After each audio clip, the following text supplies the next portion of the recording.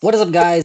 Hello, and welcome to a episode of the Dillo's Dojo Mini. We've got a guest today. I told you guys I was gonna get you guys an OnlyFans model. This one isn't your average one. He's also got some acting gigs on the side. He's an actor as well. So, without further ado, I'll let him introduce himself.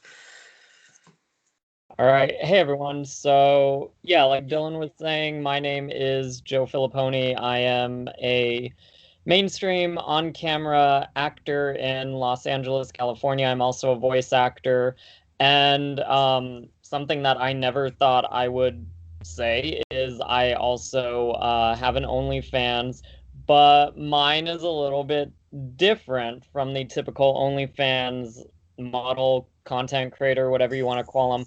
um, what I do, my shtick is like non-sex, non-nudity, comedy, PG rated stuff. Um, and I kind of should I talk about how I got into OnlyFans already, or how do you want to do this? How do you want to segue into all this? Yeah, you can start with how you got into it. What kind of piqued your interest? Okay, cool. Because I'll just like talk and talk and talk and not give you a chance to say anything, and I know it's your show, so Hey, man, that's all good with me. table manners here. That's all good with me. So, I have a lot of friends that actually work in porn in the adult entertainment industry, and I've actually done porn films in what's called non-sex, non-nudity roles. The big joke is I'm the only person in porn that gets hired because of my acting skills and not because of my body, and I'm the only person in porn who's never taken my clothes off or fucked on camera. Can I swear on this? I just Yeah, realized. yeah, yeah. Okay, okay, Yeah. good. I fucking swear like a sailor, so it's all good.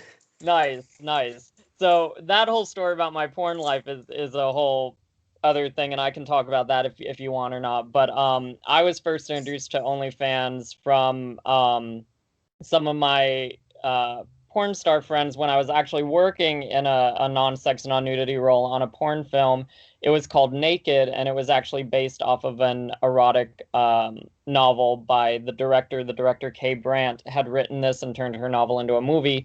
And in between takes, in between filming, some of the talent were like on their phones, like taking selfies and talking to people. And I was like, oh, are you guys like doing Instagram stories or just posting to Twitter to show people behind the scenes? They were like, no, we're doing this thing called OnlyFans. And I was like, well, what is that? And this was when OnlyFans was like brand new. It had just started, and it was literally just for people who were in the porn industry. It was like just for porn stars. Those were the only people who knew about it. Those were the only people who were doing it. And it was just a chance for the stars to connect with their fans and show off behind the scenes stills or videos. And they would do like private shows and stuff for that. If fans like paid them enough money or tipped them or whatever, then they would send them like a jerk off vid or a video of them fucking or fingering their pussies or Yeah. whatever the fans wanted. So this was before a lot of people just kind of started doing it. And I was like, oh, that's cool. Like, that's awesome that you guys can connect with that and have a way to reach out for fans. So, flash forward a bunch of fucking years later, like 4 or 5 years later, and we're in the middle of a pandemic. And Hollywood is closed, and the entertainment world is closed. And a lot of mainstream people started getting onto OnlyFans to kind of be creative and reach out to a new breed of people that maybe we couldn't reach out to. And that's kind of why I started it. A lot of my have always been on OnlyFans, like posting nudes and posting like sex videos and stuff. And that's not really my thing. I've done nudity in mainstream movies, and I've worked as a nude model. I've done sex scenes like, and when I say I've worked as a nude model, like I mean like I've done full frontal nudity. Like my ass and dick are already probably all over the internet from past gigs. So I'm like, okay, I've already done that. People have already seen that. Like no one's gonna pay money to see me fucking naked. That's not my thing. I don't want to do that. I want to save that for my friends who are actual sex workers who are making their living off of that.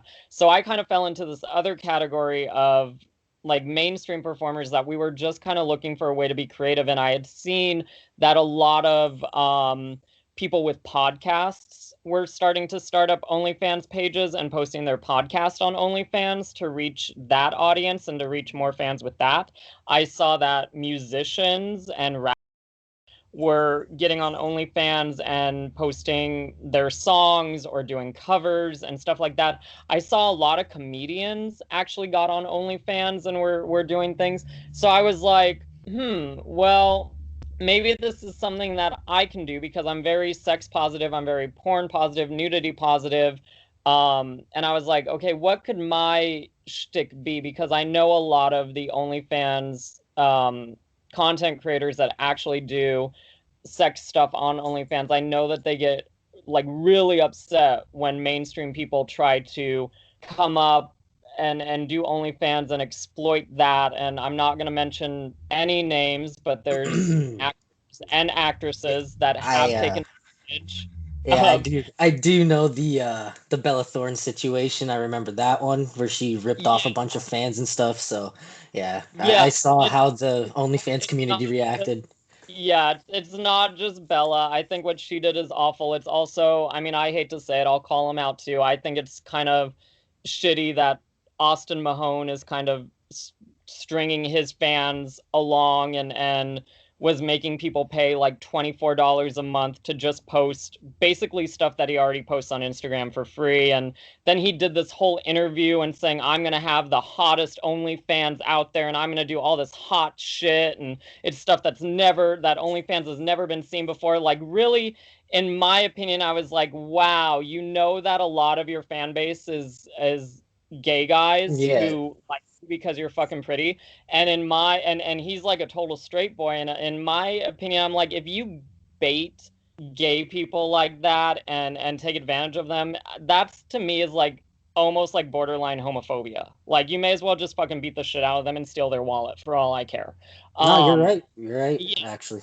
So I didn't want to do that because I have always been on the side of sex workers, and yes, OnlyFans should primarily be sex workers. And if OnlyFans wants to go mainstream, like it seems they're kind of hinting at wanting to do, maybe just have a mainstream platform for us so that it won't be such of a thing of like sex workers feeling like they're being taken advantage of and all of that. So I was like, okay, what can I do to still kind of respect this platform and not be a hypocrite and still kind of be a little bit creative? And I have always, from the start, when I started my OnlyFans, I have always said it is PG, non-nude, non-sex. You're not gonna see me naked. You're not gonna see me fuck. I am not gonna jerk off. Like none of that. And I have always I thought about making it for free, but I was like, I just wanted to see if people would subscribe for it. So I was like, what's the lowest price I can put in? I put it like $5.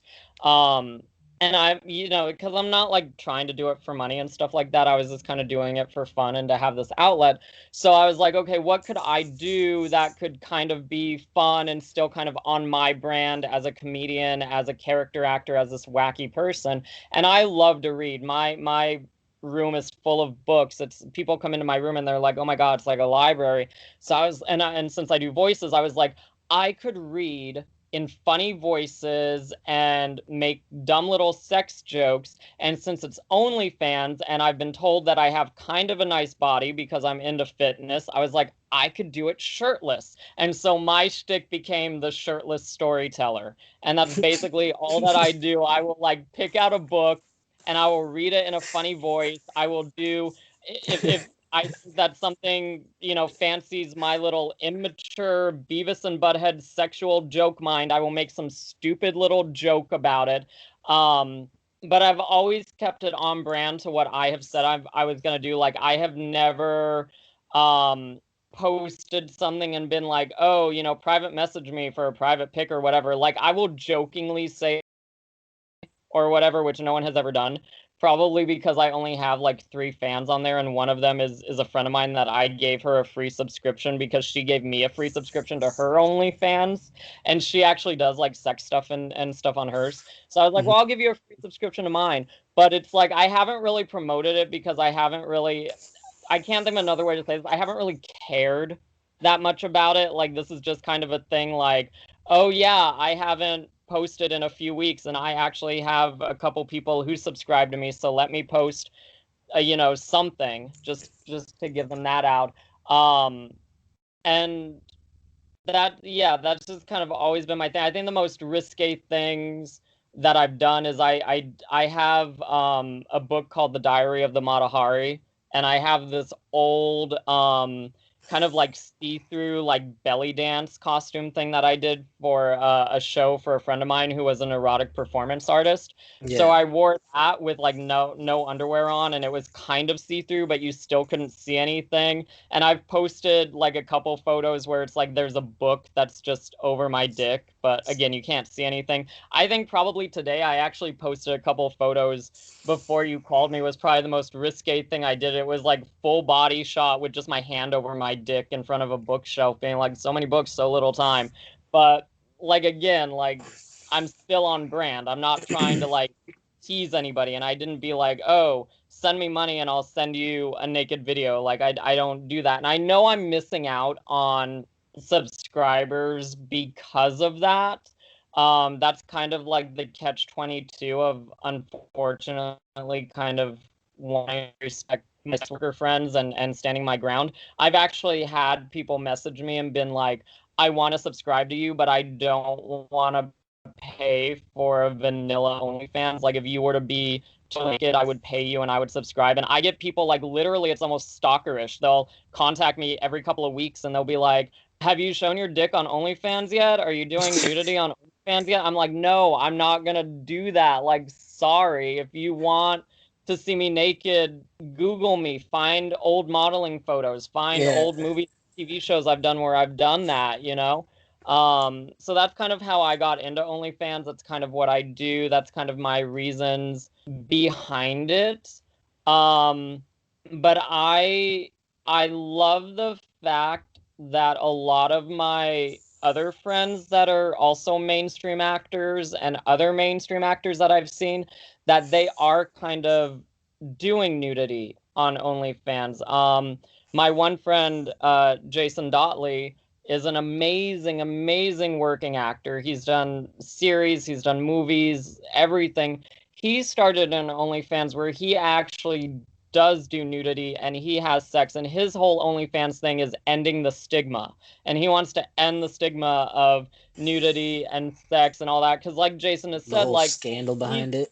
yeah, because Jason has said, like, he has been full frontal on TV and he has done Mhm. sex scenes on TV series. So what is the difference? We have this such an ass backwards way of thinking here, especially in America, of oh, this is porn, this is dirty, this is bad. And it's like, why? We all like to see naked people, we all like to fuck.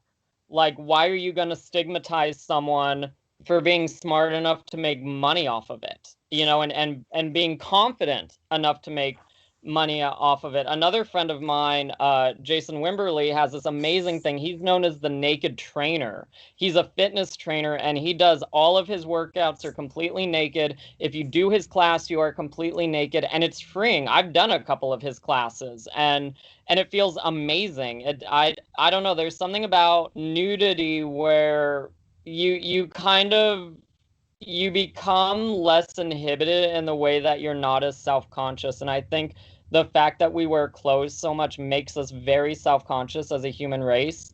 And then when we are able to be nude in a safe, non-judgmental environment, we kind of feel like ourselves and we feel good. A It's friend of because mine, it's she natural, always used right? to have this saying, you can't be rude when you're nude.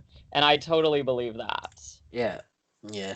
Well, it's because it's our natural state, I guess, because that's our birthday suit, right? And you can't really judge Yeah, someone when they're naked in front of you as well, because it's like everybody's got their own flaws. So, exactly.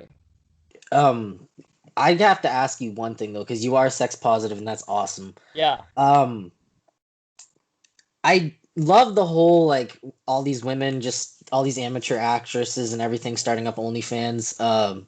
I have a couple of friends that have done it like themselves. They're trying to start up that type of thing, and I agree with it wholly. But I do see a lot of this, and I don't know if I agree with it. 18-year-olds immediately going into OnlyFans like the day they turn 18 because they've Yeah. had, I don't know, some like experience in the past where they've been complimented or they've been sexualized in some way and they don't see what's wrong with it. Yeah. So like what's your take on that? Like what would you think about that? Um, well, it's interesting because I'm bisexual, so I can kind of come from that world of like knowing women that have done that when they turn 18 and then knowing the guys also that have done that when they turn 18 and they kind of go a little bit wild. Yeah. And I'm never one to tell someone that they shouldn't do something. So what I will say to people that are 18, 19, 20, even 21, um, I know it can be very tempting to use your body to make money, especially if you've gotten a lot of compliments because of that, or if you are in a very desperate financial situation or whatever. Like it's very easy to be like, oh, I'm gonna get a sugar daddy or I'm gonna start OnlyFans or whatever. But I will say just like be prepared for the long-term consequences and be prepared of how you're gonna feel years from now.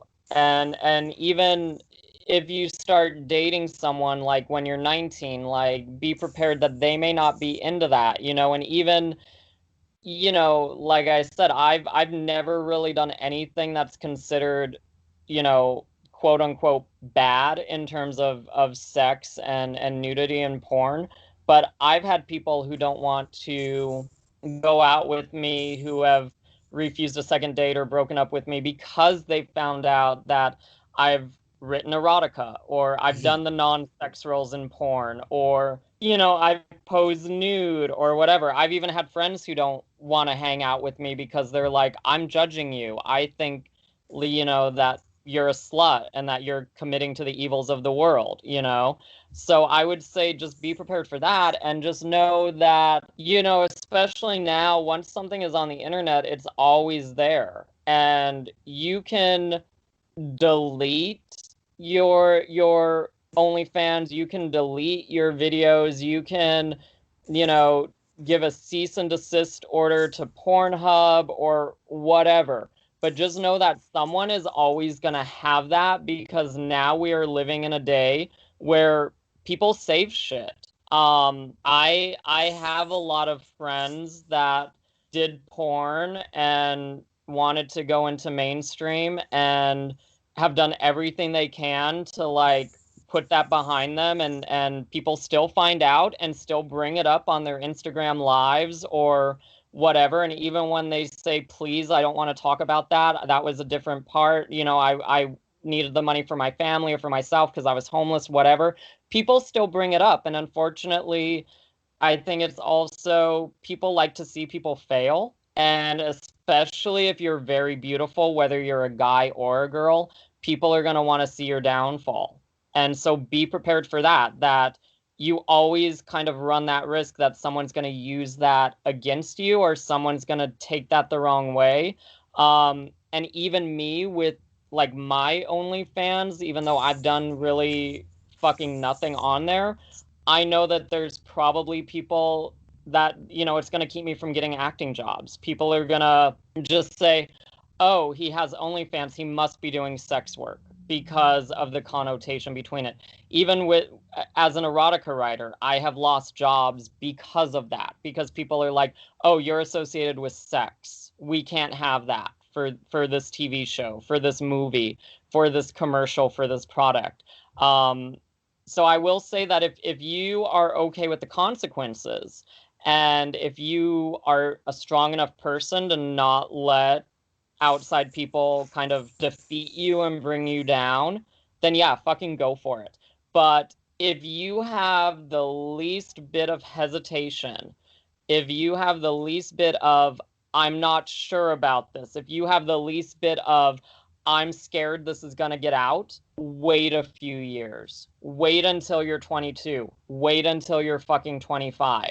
and then see if you still want to do it. Then maybe something has changed. Because it's not like the good old days where you could be anonymous and do porn and have a life outside of it. Now with the internet, everything is found out, and even if you use a stage name as a porn performer, people will find out your real name.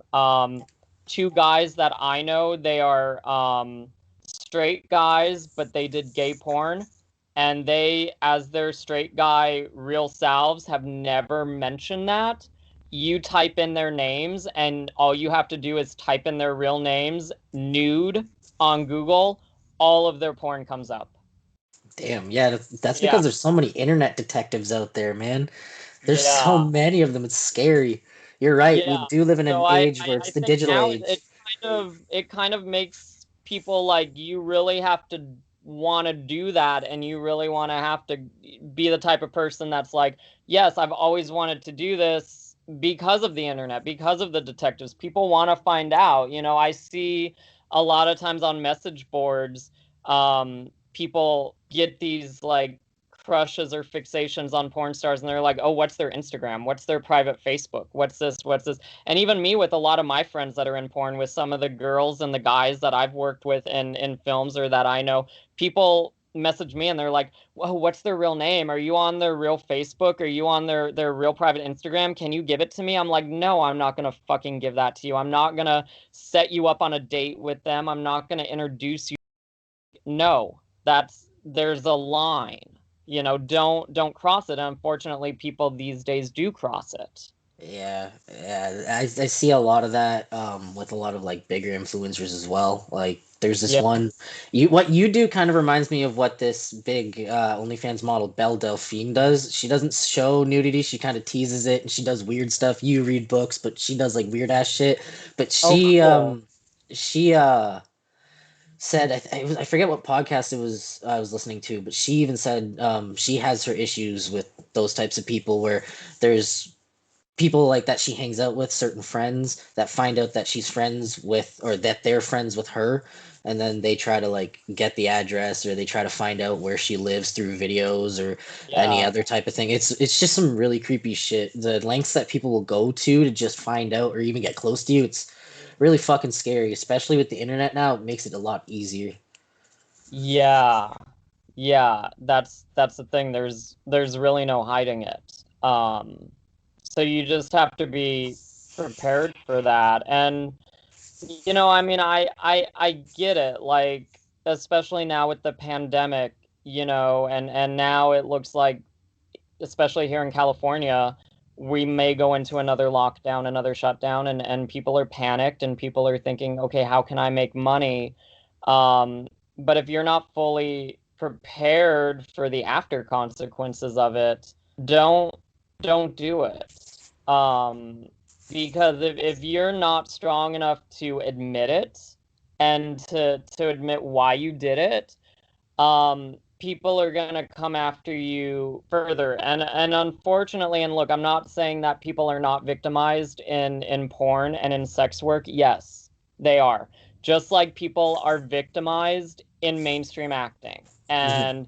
And people are, yes, there are people that are probably still forced into doing porn, but there are people that are kind of forced to do acting. I'm sorry. There in every entertainment industry, there are people that exploit you, there are people that use you, and people that abuse you. But my point is, nowadays with porn, it's you can no longer say that I did not know that I was doing a porn film, or I did not give my consent, or I was drunk, or I was high, and I will tell you why so that people don't argue with me. And even for me doing non-sex, non-nudity roles, I still have to do this for every film that I have been in. You have to sign a contract and initial the contract, but aside from that, they now put you on camera.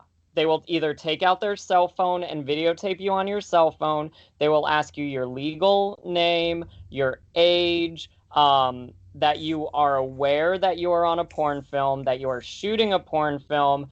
if you are a sex performer, they will ask if you are having that you know that you are going to have consensual sex, that you are there, you know, totally of your own free will, that you are not drunk, that you are not on drugs, all of that. And then at the end, when they yell cut, they bring you into a room and you are by yourself so that you cannot say, oh, well, you know, my boyfriend was there and was intimidating me. Like, you're totally by yourself with just you and the director doing Mm-hmm. this. They will then take out their phone again and be like, so you just had sex on camera, was it consensual, and you were here of your free will, and you just did this, and you have to say what day it is. You have to give the date. And even for me, for like the non-sex roles, it's kind of funny. They're like, so you're here to just do like, you know, a dialogue only thing. I'm like, yes. They're like, okay, you know, you may be in a scene where people are having sex. Are you okay watching people have sex or watching people, you know, be naked? And, you know, I have to say yes to all of this, you know, so you can't Mm-hmm. then use that excuse of like, oh, I was kidnapped and they forced me into that. Like, I'm sure that still happens, especially with the lower end studios and the sleazy studios, but it's not, you know, I see some of these girls, you know, this kind of came out when Hot Girls Wanted, when that stupid documentary came out, and these girls were trying to be like, oh, I didn't know what I was doing, blah blah blah. And it was like the studios that they were working for, I was like, no, you knew what you were doing. These are not studios that force girls to do this shit, you know? Mm-hmm. Yeah. Um, Kind of segueing away from the porn Yeah. topic, I checked your IMDb and had a little look-see for myself. I noticed you were in the game Agony. How was Yeah. that whole experience? That game was something else. Honestly, it's one of those like games that's like meant for complete shock value, and I love it. But like, how was the whole process for voice acting in that? Like, did you have to go to a studio or did you record it at home and then send the files over? Because I know that's kind of how that shit gets done nowadays, especially with the pandemic. Agony was a lot of fun. And it's so funny. I've done voices for a few video games, and Agony is always the one that people ask about, and the one that like all, especially the boys, like they always fanboy over that. And I've had so many people on Facebook like message me, be like, "Oh my God, you were in Agony! Oh my God, that's so cool!" Like I'll have group messages, or like boys will like tag me on Facebook on their friends pages that like I don't even know these people, and they're like, "Oh my God, he was in Agony, blah blah blah." So Agony kind of came about in a weird way. Read an article about the game, and it was like, oh, there's this new survival horror game that takes place in hell and all this stuff. And I was like, ooh, that's really interesting. Yeah. So I got on Facebook and I typed in the production company that was behind it and that was producing it. And I sent them a message and I was like, I just read about Agony. That sounds amazing. I love survival horror. I think at that point I had done voices for another survival horror game. So I told them that I was like, "Oh, you know, I just did like um 11 voices or something for this other game and it was survival horror and I want to do more video games, blah blah blah blah blah." And I had ended my Facebook message with could I send you my demo reel for future games to be considered for that? And the head of the studio wrote back to me on Facebook and was like, well, we need some additional voices for like these demons and stuff like that in the game. Could you just send over some samples? I'll send you some lines and just do this because I had mentioned that I do like demon voices and like Mhm. all that kind of stuff. And so I recorded it at home and I sent it to him and he liked it and he was like cool. He was like, well, if you want, you know, you got the job. And the studio was like over in like Poland. It was overseas. So we did everything. He sent me the contract through email and I emailed him back a photo of it and then I also mailed him an Mhm. actual hard copy of the contract. And he sent me sides and I recorded them at home and just emailed them uh, to him through that way. And I think initially for Agony, I want to say maybe 10 10 voices, but I mean that 10 characters, but that's not as impressive as it sounds because it was all like just one line, you know. Mhm. And then a few months later, I want to say they were gonna come out with the expansion pack and getting it ready for like DLC content and stuff like that. And sorry, I'm not like a gamer, so I don't, all the terms and stuff. I'm trying to like Yeah, think. All I do is I watch people on YouTube play video games. yeah. I don't No, really you're doing play great video so games far. that much. So he sent me an email a few months later and was like, "We're gonna add more characters like this DLC thing. Do you want to do more voices? We'll renegotiate the contract and give you more money and blah blah blah." And I was like, "Yes, of course." And I think I ended up doing like over 30 voices for that game, all minor characters, all like one line. And I haven't played the game and I haven't seen any gameplays of the game, so I don't even know if my stuff even ended up in the game or if they ended up using it or whatever. All I know is like, I got paid, the checks cleared, I got the IMDb credit. Yeah, And I mean, it was fun. It was like my second video game, so I wanted the experience. I wanted to do it, and it seems to be a game that a lot of people like and a lot of people are into. So it's cool to just be a part of that. It's very rewarding in that way, and it was kind of cool to like be in Best Buy and I saw it on the shelf. I didn't buy it, but I took like a selfie of it. I was like, my video game is in Best Buy. It was that's very awesome. much like when I did like my first major TV series and I saw the box set in like I think it was like Target or something. I did the same thing. I was like, "Oh my God, I was on the show and the box set is here." That's awesome. Do you have any other like? Do you have your eyes on any other projects that are video games or anything like that?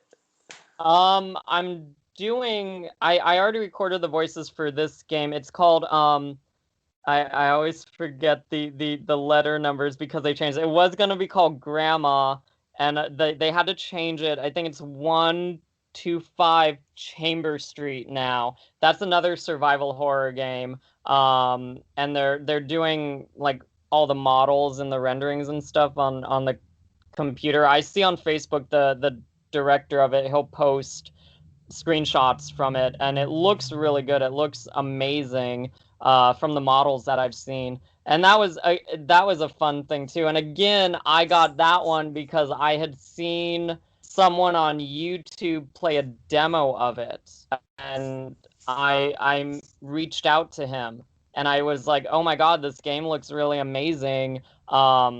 Congratulations, maybe one day we'll work together. And he was like, "Well, I need someone to voice Grandma, to voice the demon in it. Would you be Shit. interested?" And I was like, "Okay, cool." And so he sent me the thing. He was like, "Can you do like an exorcist type voice thing?" I was like, "Yeah." I was like, "I get asked to do that a lot."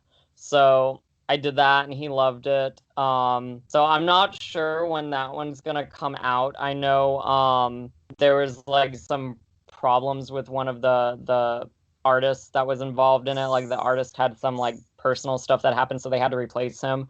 But it seems to be coming along nicely, and I'm glad that they're kind of taking their time with it. Because the creator of the game, Scott, like it's like his baby.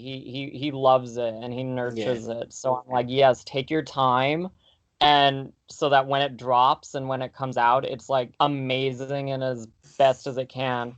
Um, that's like the most recent thing that I can say definitely is coming out. Oh, I have a horror movie that's coming out sometime. I don't know when. They were in the middle of like editing it and doing some effects when COVID happened. So I don't know what's happening with that. But I've been doing a lot of like online table reads via Zoom to be creative, and I'm doing this online Zoom interactive murder mystery thing, which should be fun. And last month, I actually got to do a haunt, one of the few haunts in California that got the green light to open. So I was able to be in Orange County for a whole month just doing that, and that Shit. was Okay. fun. Yeah, so it's like things are happening and things are coming back, but it's just like I think we're all kind of like how long is it gonna last, or when are things really gonna get moving? But I mean, I'm kind of shocked. Like today, I have 3 auditions. I had a movie audition this morning, and then I have 2 back-to-back commercial auditions later this evening on Zoom. And I was shocked. Like I even said to my agent and my manager this morning, I was like, wow, I was like, I thought Thanksgiving week was gonna be slow like it always is, you know? Yeah. Well, that's awesome that you're finding work, like especially with like everything that's going on too, like especially the pandemic where it's slowing everything down. And you're right, it's Yeah. kind of like we're undecided with what's going on right now because with the way the numbers seem and like everywhere, it seems like it's starting to rise again in certain countries. A Yeah. second wave is coming. It's kind of scary. Like we don't know what's going to go on. So I completely understand that. Yeah, I'm ready for another lockdown, especially tomorrow. They're stopping all uh outdoor dining here in California. They had put an end to indoor dining, but now they're stopping outdoor dining, so it's only takeout and delivery. And that's kind of what happened before the first shutdown. So I'm like, yeah, they're probably gonna shut us down. And that's why I'm kind of thankful that I do the voiceover stuff because I can still voiceover, it seemed, was kind of the only part of the industry during the first shutdown that didn't um, really change because we can all do that. A lot of us already were doing it remotely and we're doing it at home. And the good thing too about the shutdown is I started doing audiobooks, and that was something that I never really thought that I would ever do in my career as a voice artist. But I'm contracted to do 3 of them already, so I gotta try tonight and the rest of this week. That's probably what I'm gonna be doing, is getting these books done and recorded and sent over so that they can release some. Okay, okay. All right. Well, I guess we should probably wrap this up. It's starting to get a little over time now. You want to shout out all your shit, everything that you're doing, your projects, all that? Yeah, I think I kind of already shouted out everything that I've got coming up, but I'm very easy to reach on social media, and I love connecting with people, and I'm very easy to connect with, and especially if there's people out there that are listening to this that maybe want to be actors or voice artists. I love giving advice to fellow actors and just talking about that. I have actors, especially younger actors like teenagers and stuff, like they reach out to me all the time and will ask me questions. There's this cute little boy on Facebook who he's always like messaging me being like, I have a question, or I have my first audition, I'm not sure what I should do, can I, and stuff like this. And I'm just like, it's like, I'm happy to help out and all Yeah. that. So you can find me on Facebook, Twitter, Instagram, and TikTok under my name, Joe Filippone, JoeFilippone, all one word. If my personal Facebook is filled, which a lot of times it does before I go and like delete people, I have a Facebook fan page, facebook.com/official Joe Filippone. And then if anyone wants to subscribe to my OnlyFans for $5, or when and if I make it free, you can find me there, onlyfans.com/shirtless storyteller. And All right. I can send you all this too, Dylan, in case you want to, like, if you can link it up and when you post it or whatever. Yeah, that sounds good. All right. Cool. Thank you so much for doing this. Thank you for taking the time out of your day for Thank just sitting here. And, you. yeah. I guess I'll hit you up whenever I want to do this again because, of course, I'd love to have you back on here. You're a Yeah. great talk, honestly.